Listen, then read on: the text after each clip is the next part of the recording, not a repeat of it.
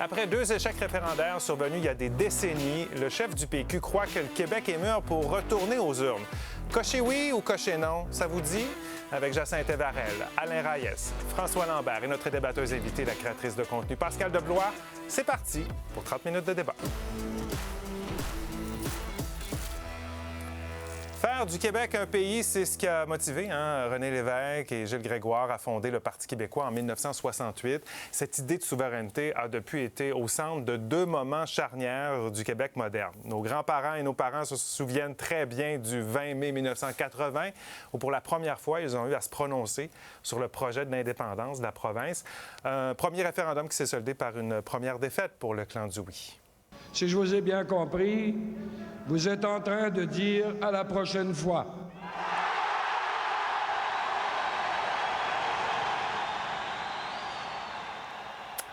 C'était peut-être pas la prochaine fois que René Lévesque souhaitait, mais 15 ans plus tard, les Québécois sont à nouveau consultés. Projet de souveraineté porté, entre autres, par 3 chefs de parti, Jacques Parizeau, Mario Dumont et Lucien Bouchard. Jamais la victoire du oui ne nous était apparue aussi proche que ce jour dernier. De la voir se dérober à l'instant même où on croyait la saisir, cela fait mal. Moins de 2 %, c'est ce qui manquait au clan du oui le soir du 30 octobre 1995, où 50,58 % des Québécois ont voté non à la question. Acceptez-vous que le Québec devienne souverain après avoir offert formellement au Canada un nouveau partenariat économique et politique?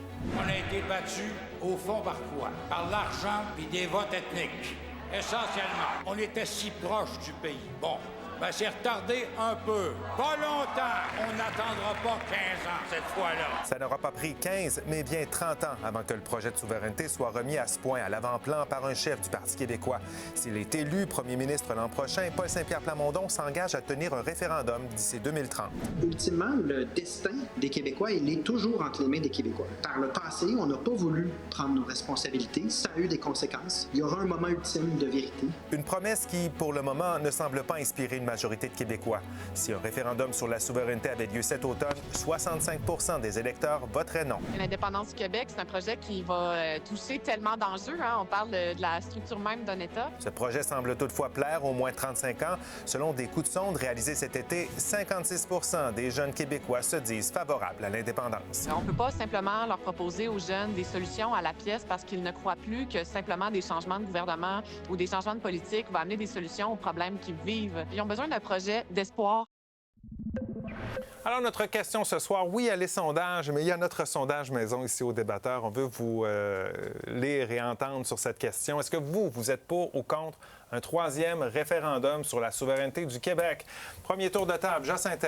Est-ce qu'on est pour ou contre se faire sonder sur une question? C'est le propre d'une démocratie. La démocratie la plus directe, c'est de sonder les gens. Alors, absolument, je suis pour qu'on aille sonder les gens sur cette question fondamentale. Pascal. Je crois qu'un peuple n'a jamais été aussi prêt, riche et capable de devenir un pays.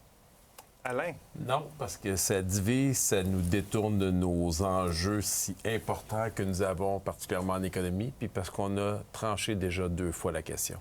François? Avant de brandir un drapeau, je suis fier de ma phrase, il fallait que je la dise, je suis totalement contre. Avant de brandir un drapeau, il faut falloir apprendre à le gérer. Et le Parti québécois, en ce moment, n'a pas la capacité, à mes yeux, d'être capable de gérer, de nous convaincre d'être capable de gérer un pays. Parce que c'est sérieux, ça prend la Banque du Québec. Il faut aller négocier des ententes. On a des affaires, on a des arguments à donner, mais vous avez des bonnes phrases, par contre. Des bons positionnements ici. Des bons positionnements, puis je vois Jacinthe qui a envie déjà de plonger. Alors, mesdames sont pour, c'est comme ça aujourd'hui, et messieurs sont contre. Allons voir où vous vous situez à la maison. Depuis 17 heures, on a mis ça en ligne. Eh bien, 48 je vous dis, là, c'est pas arrangé avec le gars des vues. Okay? C'est pas ce que tu avais prévu. 48 pour, 52 contre. Il y a 1 % de différence. Et on est le 30 octobre 1995, en fait, quand on regarde ça. C'est ça que... Non, mais on était à ces chiffres-là pratiquement il y a 30 ans, alors c'est quand même impressionnant. Vous n'avez pas encore répondu à la question, vous le faites, vous balayez le code QR, vous commentez par courriel sur X ou sur Blue Sky et dites-nous au passage quel débatteur a les meilleurs arguments ce soir. On va les écouter un petit peu là-dessus. Je vous laisse développer un peu votre angle, mais après, je vais vouloir aussi vous entendre. Il y en a qui ont voté. Tu as voté aux 2 référendums, toi, juste? Non, j'avais 13 ans quand même. Pépère Lambert n'a pas voté en 80. Hey, j'aime ça t'écrivais un peu, comme dirait mon grand-père. OK. Mais on a 2 personnes qui ont déjà voté et 2 personnes ici qui n'ont jamais voté. Donc, on n'a pas été consultés. Moi, je ne me positionne pas, mais j'ai voté. Ça a été d'ailleurs mon premier vote. Je venais d'avoir 18 ans, alors c'était un vote assez historique pour moi. Dans mon histoire, c'est un peu particulier. Alors, voici, Jacinthe. Justement, moi, je n'avais pas le droit de vote en 1995. Alors, il y a plusieurs générations qui ne se sont pas prononcées sur cette question. Et là, l'idée, là, tu parlais de Banque du Canada, Banque du Québec, tout ça, là, on n'est pas dans pour ou contre la souveraineté. Ce soir, la question, c'est pour ou contre tenir un référendum sur la souveraineté. On peut jouer sur les mots. Non, je vais te laisser développer, non, mais... La question est, est-ce qu'on veut consulter les gens sur la question de l'indépendance? On ne peut pas s'opposer à une démocratie aussi claire et aussi directe que tenir un référendum sur une question fondamentale. Sur une question qui va déboucher avec une décision. Absolument, absolument. Absolument. Mais ceux qui s'opposent à l'indépendance voteront non, absolument. Mais on ne peut pas s'opposer à se faire questionner, à se prononcer. Non, mais ça fait 30 ans. Il y a des milliers, des millions de personnes qui n'ont pas été consultées. Oui, et les jeunes n'ont pas été consultés. Je veux t'entendre là-dessus, puis c'est pour ça qu'on te voulait autour de la table ce soir. Vas-y. Les jeunes n'ont pas été consultés. Moi, je suis née en 2004, ce qui est quand même plusieurs années après le deuxième référendum. Mais même la division, il faut dire que dont tu m'en parlais tout à l'heure, on en reparlera, ça s'était déjà un peu calmé. Là. On n'était pas à la fin des années 90 où les familles se déchiraient carrément. Exactement. Je crois que le fait qu'on n'ait pas vécu le non, en fait, qu'on n'ait pas vécu cette honte-là, cette frustration-là, ça fait qu'on est une nouvelle génération qui a envie de se reposer la question, puis qui a envie aussi de donner leur avis, puis de se poser, c'est ça, de se poser la question à savoir, est-ce qu'on veut devenir un pays, oui ou non? Je crois que c'est très important pour la jeunesse parce que la jeunesse, on est en train de construire notre avenir. Donc, d'avoir une décision sur cette question-là, c'est très important pour nous et c'est pour ça qu'il y a de plus en plus... Qu'est-ce qui se dit autour de toi dans ta génération? Qu'est-ce qui motive les gens à s'intéresser comme ça à la question référendaire, à la souveraineté? Je crois que ça a changé avec les années et j'ai l'impression que dans ma génération, c'est beaucoup une question d'identité, d'identité à une culture et peut-être aussi au fait que on se sent rejeté par le reste du Canada. Moi, j'ai l'impression, quand je voyage, par exemple, à Toronto, j'ai pas l'impression d'être à la maison. J'ai pas l'impression non plus d'être nécessairement la bienvenue. Et quand on s'attarde aux statistiques, on se rend compte qu'on a un PIB qui est égal ou même supérieur à plusieurs pays qui sont justement devenus souverainistes ou qui sont très bien évolués dans le monde. On a de superbes ressources, on a un emplacement parfait. Pour moi, c'est clair, net et précis. On peut le faire et on devrait le faire. Intéressant, parce qu'on s'entend qu'elle n'a pas vécu cette division-là dont tu faisais un peu mention, parce qu'on va replonger, là, au milieu des années 90, quand il y a eu ce référendum. Après, même avant, pendant, en fait, dans les discussions familiales, ça pouvait barder là, autour d'une table. Avec les amis, avec le voisinage, au niveau économique, qui est pour, difficile. Qui est contre. Exactement. Il y avait des déchirements qui étaient là, puis ces déchirements-là vont revenir. Puis moi, personnellement, là, quand on regarde les derniers pays qui se sont séparés, ça s'est pas fait à 50+1. Puis là, on est loin de ça, de tous les sondages qui sont là. C'est venu d'un mouvement ou d'un conflit majeur à l'intérieur d'un pays. Il n'y en a pas de pays qui partent un mouvement comme ça à 30-35 Fait que moi, je suis d'accord avec ce que tu dis, Pascal. Je pense que s'il y avait une volonté réelle de la population, c'est pas un parti politique qui le prendrait, ce mouvement-là, entre les mains. Mais là, il y a un parti politique qui tire par en avant pour en faire une question d'élection et dit, nous, on veut faire ce référendum. Moi, je pense que c'est au peuple à décider. Puis la journée que ça va venir, tous les partis vont suivre. Non, mais on peut le sentir. Décide à travers un référendum. Non, c'est pas vrai. Oui, à travers un référendum, puis la décision va se prendre. Mais le mouvement va se faire à l'intérieur du pays, sur le terrain. On va le sentir. Ça va venir de façon naturelle. Moi, je le sens. Moi, je le sens en ce moment. Bien, tu le sens peut-être dans ton groupe d'âge, puis je le respecte totalement, ça. Mais sincèrement, tu regardes tous les coups de sonde, là, à moins qu'on considère que les sondages sont tous dans le champ. Il n'y a aucun sondage qui met un score au-dessus de 35 Ça veut dire qu'il y a 65 de la population du Québec qui n'est pas en faveur d'un référendum. Donc, on s'en va carrément à l'abattoir. On avait un bon sondage tantôt. On verra comment ça va se terminer ce soir. Mais ce qui est intéressant quand même, c'est quand on entend les jeunes qui semblent avoir un intérêt pour ça, même dans les années 90, il y avait un intérêt auprès des plus jeunes. Là. Ça a toujours été une cause séparatiste, de jeunes. En passant, oui, d'ailleurs, tu dis que t'es un endormi. Mais c'est pas le moment. On n'a pas la bonne équipe qui va nous prouver. Dans un deuxième mandat, s'ils nous prouvent qu'ils sont capables de gérer, je vais dire, hey, je vais être un des premiers à dire, allons-y, puis allons-y. Mais ça me fait rire un peu que les jeunes ne sont pas écoutés en politique parce que les jeunes ont mis Justin Trudeau au pouvoir. Pas une fois, 2 fois. C'est la jeunesse qui le met au pouvoir. Et Justin Trudeau nous a surendettés, qui fait qu'en ce moment, penser se séparer, on a une dette à ramasser du Canada. Et c'est Justin Trudeau qui nous l'a imposé, cette dette-là, à toutes les générations futures, qu'il va falloir ramasser. Donc, avant, et c'est ça que je reproche à Paul Saint-Pierre Plamondon, puis son mouvement, on peut-tu voir les vraies finances d'un Québec souverain? Parce que c'est pas tout de poser la question. Il y a une conséquence à la question. Si est oui, on va avoir une conséquence sérieuse. Si est non, on s'en va dans la division. Moi, excuse. Je vais aller avec la question. Oui, tu refais ça. On poursuit ça au retour parce que là, je perds mon... Je suis en train de perdre des minutes et des secondes. Je vous rappelle notre question pour ou contre un 3e référendum sur la souveraineté du Québec. Allez répondre à la question. Il est en train de vous encourager à parler de son côté. Commentez et on poursuit ça nous au retour.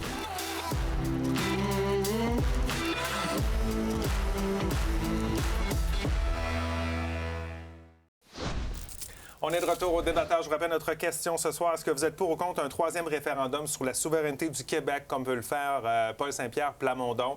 On est la veille du 30... voyons, on est rendu que date? 30 octobre le 29 aujourd'hui.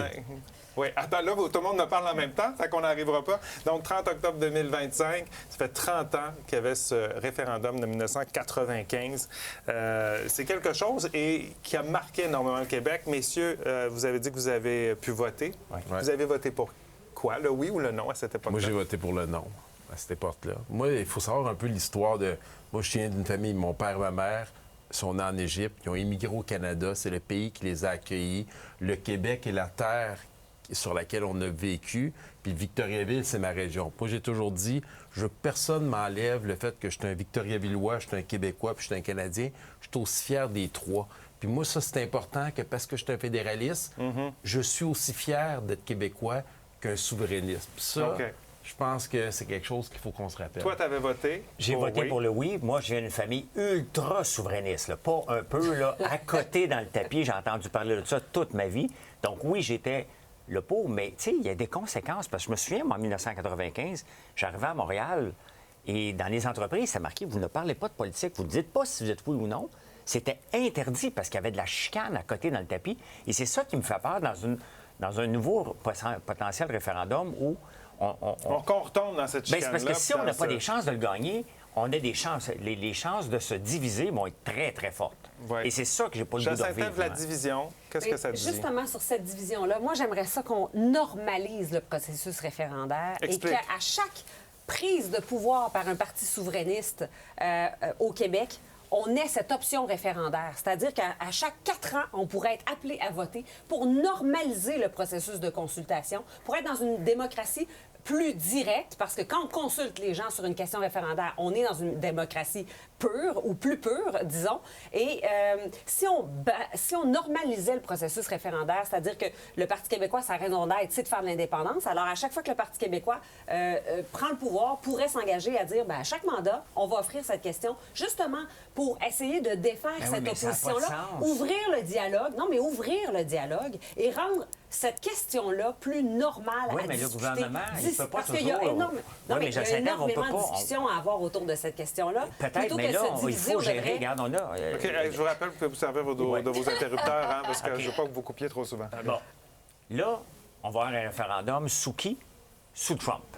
Trump est encore là. Donc, on a de la misère à le gérer. On va s'en aller pour se diviser avec un Trump de l'autre côté. Comment qu'on va dealer avec ça? L'autre affaire qu'on va faire... Attends un peu. OK, bien, Après, on va m'en servir. François. Là, on est indépendant. Demain, on est indépendant. On achète notre pétrole de où? Du Canada puis des États-Unis. On peut-tu penser être souverain ici avant? Moi, je suis pour la souveraineté. Mais la souveraineté, c'est pas juste notre pays. D'accord. On a besoin de l'ensemble. Ben oui. Mais on ne peut pas acheter du pétrole au Canada puis vouloir se séparer. Ça n'a pas de sens. Dans ce contexte, avec les États-Unis en ce moment, est-ce que c'est vraiment le bon moment pour aller sonder les gens? Je crois que ça pourrait devenir un allié. En ce moment, c'est sûr que c'est plus compliqué, mais c'est déjà compliqué avec le Canada. Donc, qu'on soit séparé ou pas, c'est déjà la merde. Après ça, le Canada peut devenir un super bon allié économique. En offrant quoi? En offrant quoi? François, non. Qu'est-ce qu'on a à offrir? Comme ils veulent pas de notre bois, ils veulent pas de notre aluminium, on n'a pas de ressources électriques, on vient pas installer des centres de données ici. Si sincèrement, tu trouves qu'on n'a pas de ressources au Québec, on peut y revenir. Puis si c'est pas les États-Unis qui sont un client, ça peut on fait pas être pitié, mais on n'a pas plusieurs... de grand-chose d'extraordinaire pour attirer des capitaux, pour attirer des échanges. Dans un deal, il faut échanger. Moi, je sais peux pas te qu'est-ce qu'on peut confirmer que les échanger. États-Unis vont vouloir encore de l'électricité, là, par exemple. Et sinon, ça peut être d'autres pays que les États-Unis. Justement, ça pourrait faire en sorte qu'on diversifie avec qui on fait des échanges. Ça pourrait venir de d'autres pays, puis ça pourrait juste ouvrir des portes à de nouvelles relations. J'aimerais vous poser une question qui est très simple. Là. Moi, si on était déjà capable de gérer dans notre propre province l'ensemble des compétences auxquelles qu'on contrôle à 100 %. On contrôle l'éducation, on contrôle la santé, on contrôle les normes du travail. Et ça, c'est on une contrôle dystopie, il y nos a pas droits ça nulle civiques, part. on contrôle notre culture. On a tout ça, on a de la misère à le faire nous-mêmes. Puis là, on dit, non, rajoutez-en d'autres compétences. Commençons donc à démontrer qu'on est capable de bien gérer notre province. Et si on réussit, je pense que de façon naturelle, la population va vouloir embarquer. Qu'on commence à générer nos propres ressources naturelles, qu'on a chez nous sur nos terres. Comme tu dis, on a plein de richesses, mais on est les premiers qui s'en privons. Fait que je me dis qu'on commence dans notre propre cours, puis après ça, on verra plus tard. Daniel Smith de l'Alberta est venu ici et a dit, tu sais, vous boudez votre pétrole, puis vous venez quêter le nôtre avec la péréquation. On va vous demander, ça n'arrivera pas. Tu sais, on parle de Doug Ford, elle est pas mal plus raide, Daniel Smith, la PM de l'Alberta, puis elle a dit, là, vous ne voulez pas l'exporter. Il y a un prix pour ce que vous ne voulez pas sortir de votre terre, puis vous venez le chercher chez nous. Donc, on va vous taxer. Donc, il va falloir accepter. On ne peut pas aller acheter le pétrole du Canada. On ne peut pas. On s'entend que sur le plan économique, on aurait des décisions importantes à faire. On aurait un virage un peu plus centre-droit, disons-le, minimalement, si ce n'est pas à droite, faut le faire pour avant. devenir plus souverain économique avant de devenir souverain sur le plan politique. Mais en même temps, c'est justement, on induit les gens en erreur quand on pense qu'il faut le faire avant. Ça peut se faire après aussi. C'est un peu comme dans une séparation amoureuse. Ben oui, mais non, mais un bon avocat matrimonial va dire solidifie ta situation financière avant de te séparer. C'est mieux de préparer tes affaires. Oui, mais la vie, c'est aussi que des fois, on se sépare, on n'était pas prêt financièrement et on affronte le Donc, reste. qu'est-ce que tu fais à ce moment-là? Tu restes ensemble la plupart des couples. Non, ça arrive. Ça arrive qu'on se lance dans le vide. Ils restent ensemble. Ça arrive qu'on se lance dans En le tout cas, vide. c'est ce que le Canada et le Québec font depuis très longtemps. Rester en couple. Des finances, Ouais. de tout l'argent qu'on va chercher. Oui, du la versus question ce de qu'on l'argent, donne. ça devient tellement complexe. On pourrait en faire une couple de débats, je pense, juste sur la question des finances. Sharon nous dit qu'elle est contre. Ce serait une distraction face aux enjeux économiques actuels. Le PQ doit prouver qu'il sait gérer avant. Nous voulons un bon gouvernement, pas une distraction. C'était le commentaire de Sharon. On s'arrête quelques minutes, le temps d'une pause. Au retour, on aura d'autres commentaires. On verra si l'aiguille a bougé. Puis on parlera de la fréquence, peut-être, des consultations.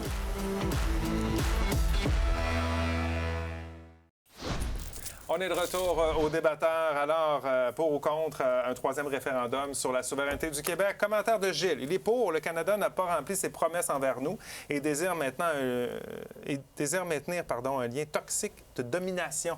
Donnons-nous la chance de survivre culturellement. Jean-François nous dit pour, l'indépendance reste à faire. Pourquoi ce serait bon pour tous les peuples sauf le nôtre? Et Michel nous dit contre, aucun référendum n'est possible avant d'avoir négocié en amont avec les Premières Nations, sinon oublier la reconnaissance internationale. Intéressant comme point également. Jacinthe-Ève, tout à l'heure, tu as amené la question, l'idée d'avoir de multiples référendums. Ouais.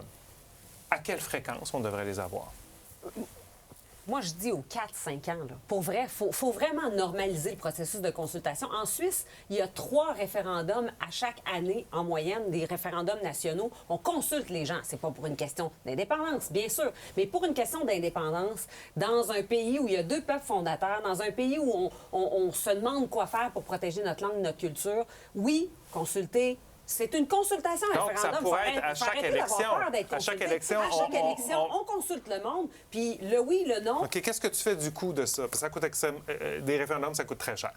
Très, très cher. Pourquoi on ne pourrait pas le faire en même temps qu'aller voter? On vote pour un gouvernement, puis on a une deuxième question. Voulez-vous faire l'indépendance du Québec? Non? Non. Ouais, puis OK, c'est pas une messieurs. consultation comme une consultation qu'un employeur va faire avec ses employés qui n'est pas obligé d'appliquer. Là. S'il fait une consultation comme ça, puis on arrive à 50 plus 1, il le fait, il n'y a plus le choix, là, il y a un mouvement. Mais regardez, là, juste aujourd'hui, là, le Parti québécois annonce un référendum s'il gagne la prochaine élection. Qu'est-ce qu'on voit depuis à peu près 3 mois, depuis que Pablo Rodriguez est à la tête du Parti libéral du Québec? Ce n'est que de ça qu'on parle. Tous les autres enjeux, à chaque fois qu'ils ont la chance de s'exprimer, ça revient toujours à cette question-là. Imaginons ça revient aux 4 ans, aux 5 ans ou aux 10 ans. On va retourner là-dessus sans cesse, là. C'est le fun, il y a une imprimante qu'on entend. J'essayais de la camoufler.